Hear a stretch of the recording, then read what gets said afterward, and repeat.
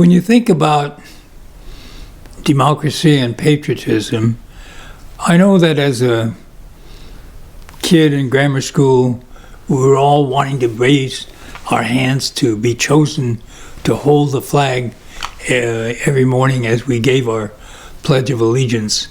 And the principal of our grammar school would, of course, rotate that responsibility among students that she would select for being able to hold up the flag. But then all of a sudden, our ability to live in our homes, to enjoy life in the community was usurped, just totally usurped by this Executive Order 9066, which President Roosevelt signed on February 19th of 1942.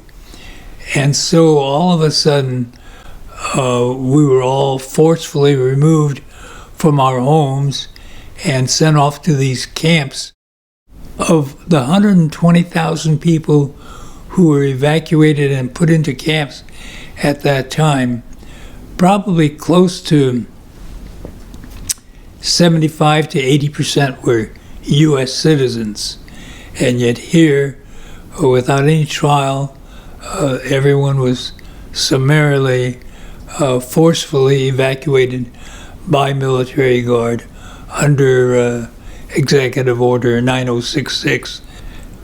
I was 10 years old at the time, so the impact on me was not as much as it would be on people like my parents and their peers, because the evacuation was one where people lost their farms, their businesses, and it was a terrible time.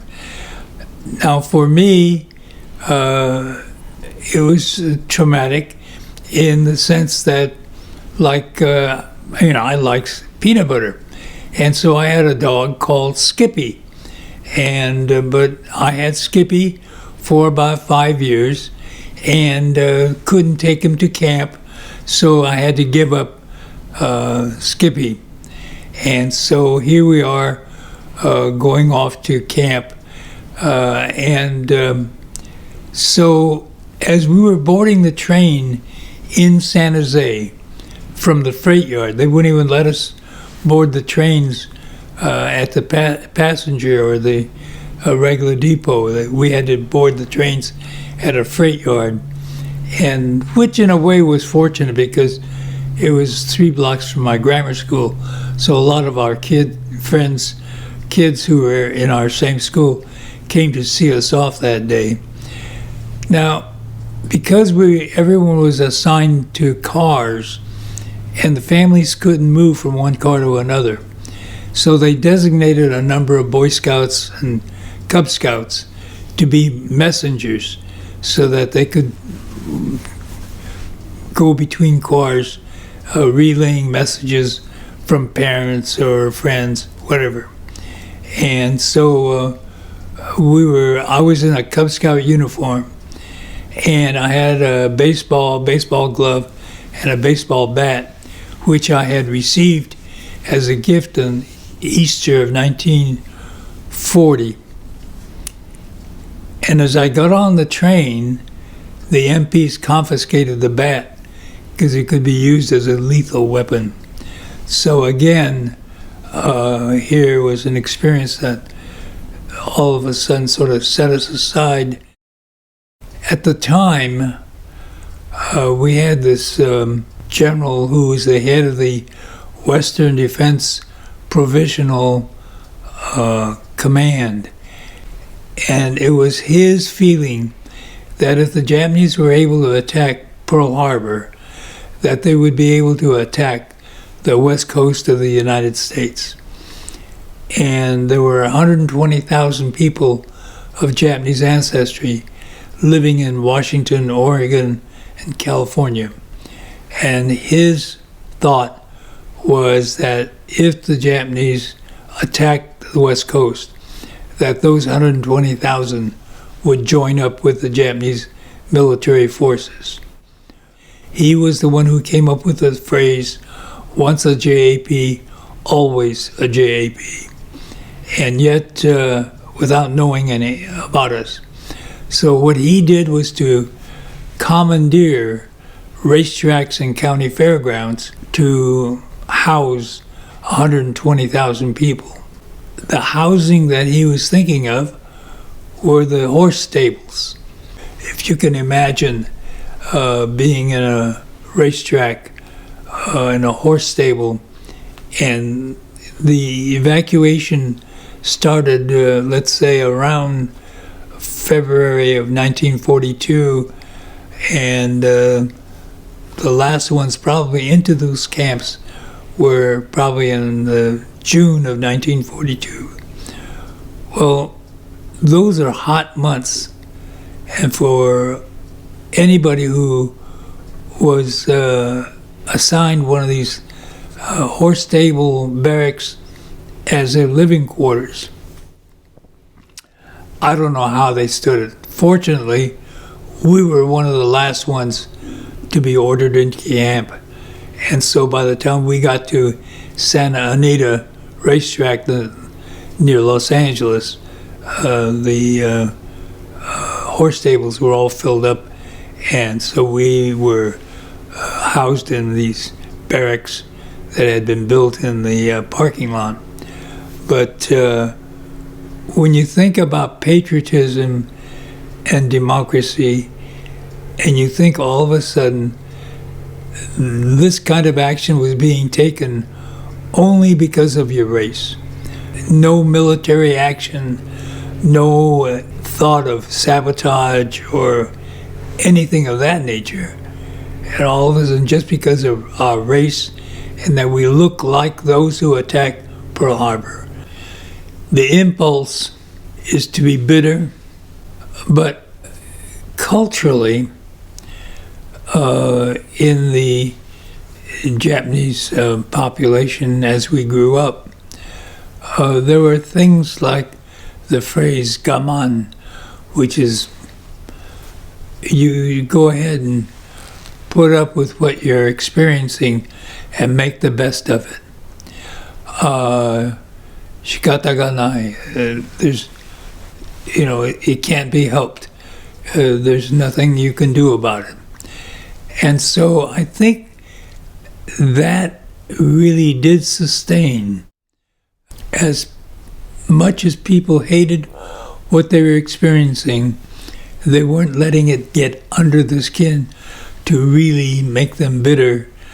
And to me, it's always been amazing that this would happen to 120,000 people.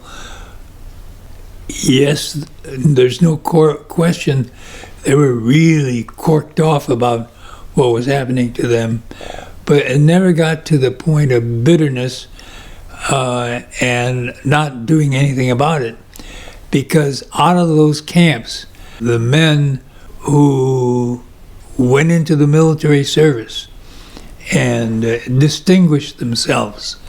There was a full 42nd Regimental Combat Team with the 100th Battalion from Hawaii.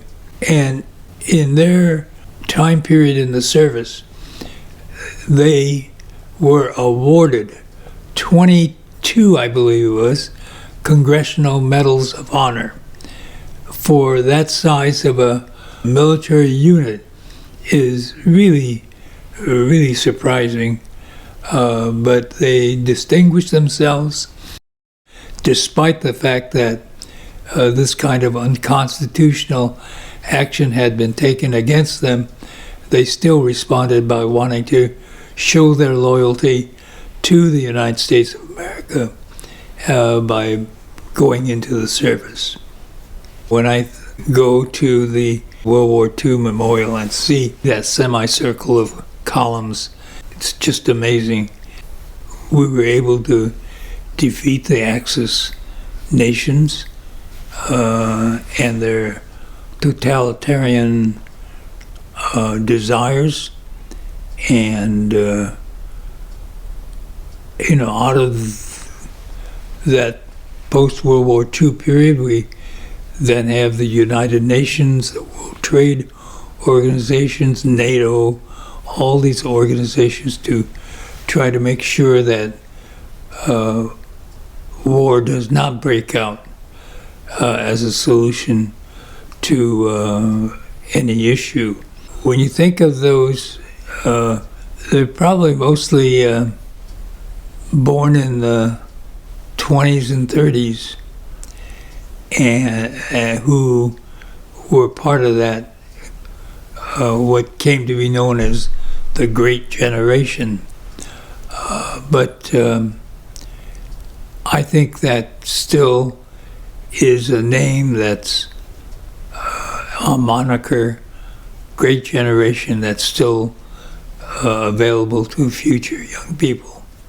We have a responsibility to try to make sure that young people are exposed to our past glorious history. And it's not all glorious in the sense of positive. There are a lot of negatives in there, but that's all right. We learn from negatives as well. We ought to be able to change our ways as history unfolds itself, so that one thing we do is we look in the rearview mirror to look about what we've experienced in the past, but we have to use that to keep a firm hand on the steering wheel and look through the windshield to the future. And so it is important for people to not rest on their on the past, but to use the past to really build for the future.